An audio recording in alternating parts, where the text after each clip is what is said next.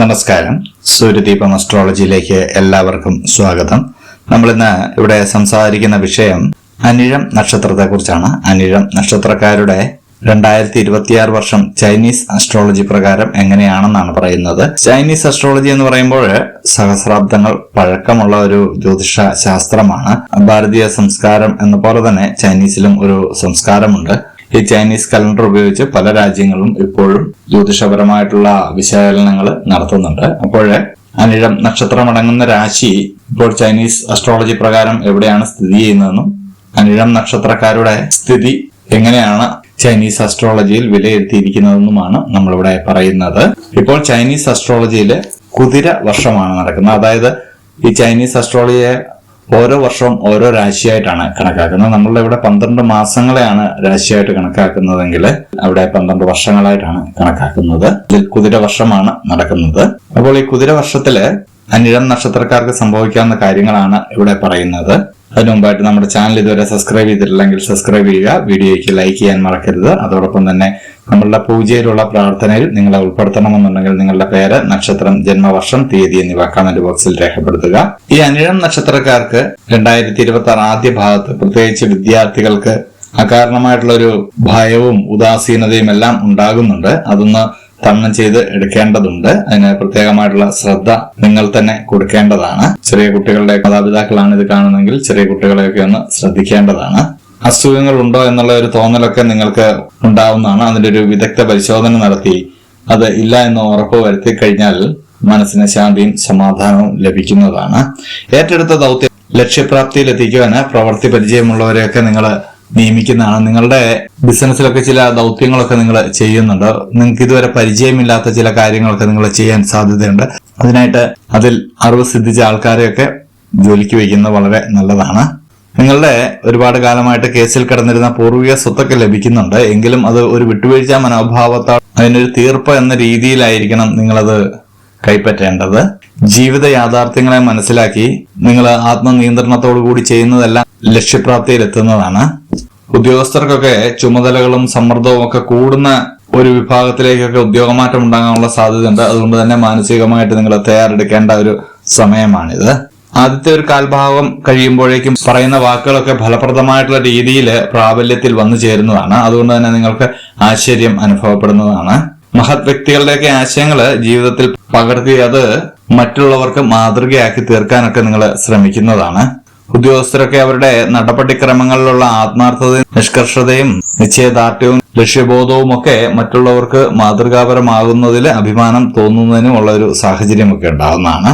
നിങ്ങളുടെ ഒരുപാട് കാലമായിട്ട് നിങ്ങളുടെ മനസ്സിൽ കിടന്നിരുന്ന ആഗ്രഹങ്ങളൊക്കെ സഫലീകരിക്കുന്ന ഒരു സമയമാണ്. ഒട്ടേറെ കാര്യങ്ങൾ നിശ്ചിത സമയപരിധിക്കുള്ളിൽ ചെയ്തു തീർക്കുവാനായിട്ട് നിങ്ങൾക്ക് സാധിക്കുന്നതാണ്. മക്കളുടെയൊക്കെ നിലപാടുകളിൽ ആത്മാഭിമാനമൊക്കെ തോന്നുന്ന ഒരു സമയം കൂടിയാണ്. നിങ്ങൾക്ക് ഒരിക്കലും പുരോഗതി കിട്ടില്ല എന്ന് കരുതുന്ന ഭവനമൊക്കെ മാറി താമസിക്കുവാനോ അല്ലെങ്കിൽ പുതിയ ഭവനമൊക്കെ നിർമ്മിക്കുവാനോ നിങ്ങൾക്ക് യോഗമുണ്ടാകുന്നതാണ്. ഈ വർഷം അനിഴം നക്ഷത്രക്കാർക്ക് ഭവനഭാഗ്യം ഉണ്ടാകുന്നതാണ്. ഭവനമില്ലാത്തവരൊക്കെ ഒന്ന് ശ്രദ്ധിക്കുകയാണെങ്കിൽ അത് ഉണ്ടാവുന്നതാണ്. ഒരുപാട് കാലമായിട്ട് ആഗ്രഹിച്ചിരുന്ന കാര്യങ്ങളൊക്കെ ഈ സമയത്ത് നിഷ്പ്രയാസം സാധിച്ചെടുക്കാൻ കഴിയുന്നതാണ്. എന്നിരുന്നാലും ഊഹക്കച്ചവടത്തിൽ നിന്നൊക്കെ നിങ്ങൾ പിന്മാറുന്നത് വളരെ നല്ലതാണ്. നിങ്ങൾ ഈ വർഷം പകുതിയോടെ അന്യരുടെ കാര്യങ്ങൾ അനാവശ്യമായിട്ട് ഇടപെടുന്നതും സ്വന്തം ചുമതലകൾ മറ്റുള്ളവരെ ഏൽപ്പിക്കുന്നതുമൊക്കെ അബദ്ധമായിട്ട് മാറുന്നതാണ്. അറിവുള്ള ചില വിഷയങ്ങളൊക്കെ ആവശ്യമുള്ള സമയത്ത് മറന്നു പോകുവാനൊക്കെയുള്ള ഒരു സാധ്യത കാണുന്നുണ്ട്. ഈശ്വരന്റെ അനുഗ്രഹം കൊണ്ട് പ്രതികൂല സാഹചര്യങ്ങളെല്ലാം നിങ്ങൾ അതിജീവിച്ച് മുന്നേറുന്നതാണ്. വ്യവസ്ഥകളൊക്കെ പാലിക്കുന്നതാണ്. അതിനായിട്ട് എന്ത് കഠിന പ്രയത്നം വേണമെങ്കിലും നിങ്ങൾ ചെയ്യുന്ന ഒരു സമയമാണ്. ചെയ്യാത്ത കുറ്റത്തിന് അപരാധം മുൻപ് കേൾക്കേണ്ടി വന്നിട്ടുണ്ടെങ്കിലും അതെല്ലാം മാറി സത്യം തെളിയുന്നതാണ്.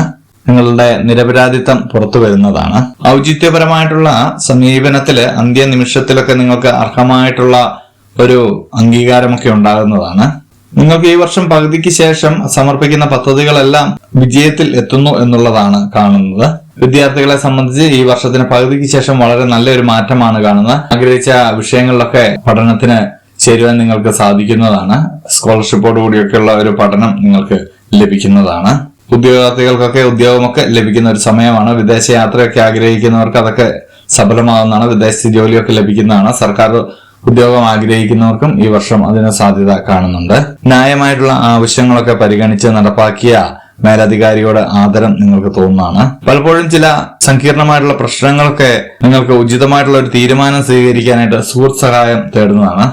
വിദേശത്ത് താമസിക്കുന്നവർക്കൊക്കെ വിദേശ താമസത്തിനുള്ള അനുമതിയൊക്കെ ലഭിക്കുന്നതാണ്. അവിടെ സ്ഥിരമായിട്ട് താമസിക്കാനുള്ള അനുമതിയൊക്കെ ലഭിക്കുന്നതാണ്.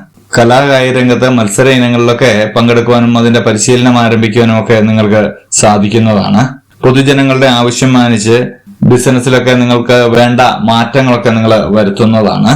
ഈ വർഷം അവസാനമാകുമ്പോഴേക്കും ചില നീതിന്യായങ്ങളിലൊക്കെ നിങ്ങൾക്ക് അനുകൂലമായിട്ടുള്ള വിധി ഉണ്ടാവുന്നതാണ്.